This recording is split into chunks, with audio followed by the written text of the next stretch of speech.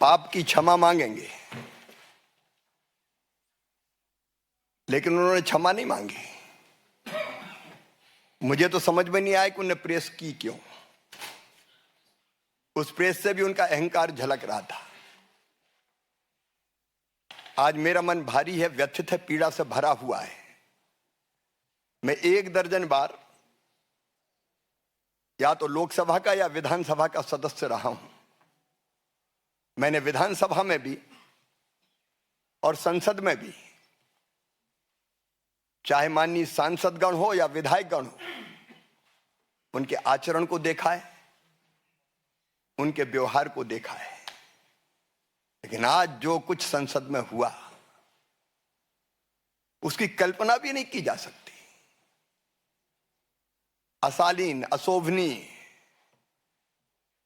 उदंड और गुंडागर्दी से भरा व्यवहार,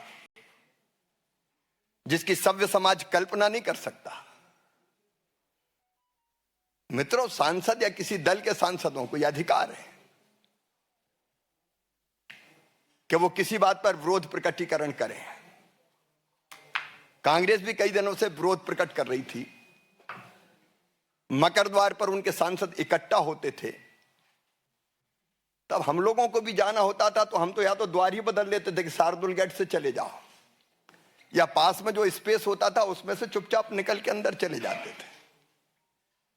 आज जब भारतीय जनता पार्टी के सांसद मकर द्वार पर विरोध का प्रकटीकरण कर रहे थे, तब राहुल भी आए। सुरक्षा कर्मियों ने उनको कहा कि साइड में जो स्पेस है आप जाने के लिए उसका उपयोग करें। लेकिन जानबूझकर, सोच समझकर राहुल गांधी हमारे सांसदों के बीच में पहुंच गए। और न केवल बीच में पहुंचे, उन्होंने ऐसा व्यवहार किया, कोई कल्पना कर सकता है? धक्का मुक्की, गुंडागर्दी। अब हमारे बुजुर्ग सांसद, गरीब सांसद, शिष्ट और शालीन सांसद प्रताप सारंगी जी गिर गए, और गिरने के कारण उनके माथे पर गंभीर चोट लगी है। वो पहले आईसीयू में भर्ती रहे, उनका इलाज अभी जारी है। मुकेश राजपूत जब मैं देखने गया, होश में नहीं थे। उनकी एमआरआई की जा रही है। क्या संसद में ये दृश्य उपस्थित होंगे? क्या तर्कों का सहारा लेने के बजाय शारीरिक ताकत का प्रयोग किया जाएगा? और कहते हुए भी मुझे शर्म आती है। हमारी एक आदिवासी बहन सांसद कोन्याक, श्रीमती कोन्याक, उन्होंने जो कुछ कहा है, व्यथा से हम लोग भर जाते हैं। ये हो क्या रहा है? सभापति जी को उन्होंने शिकायत की है, राज्यसभा के सभापति, उनके साथ अशालीन, असभ्य, अमर्यादित व्यवहार किया गया। सभापति जी कह रहे हैं उनके पास रोते हुए आई। क्या महिला आदिवासी सांसद के साथ ऐसा व्यवहार किया जाएगा? क्या उनके इतने निकट पहुंचे कि वो असहज हो जाएं, कहें अरे ये धरती वो धरती जहां कहा गया यत्र नार्यस्त पूजन्ते रमन्ते तत्र देवता। मां, बहन और बेटी का सम्मान भारत की प्राथमिकता रही है। और मैं तो शासकीय कार्यक्रमों में जब भी जाता हूं, बेटियों के पैर धोता हूं। लेकिन महिला, आदिवासी महिला सांसद के साथ ये व्यवहार, कभी कोई कल्पना कर सकता है क्या? क्या हो गया है राहुल गांधी को? क्या हो गया है कांग्रेस को? और इसके बाद 2 बजे जब हम लोकसभा में पहुंचे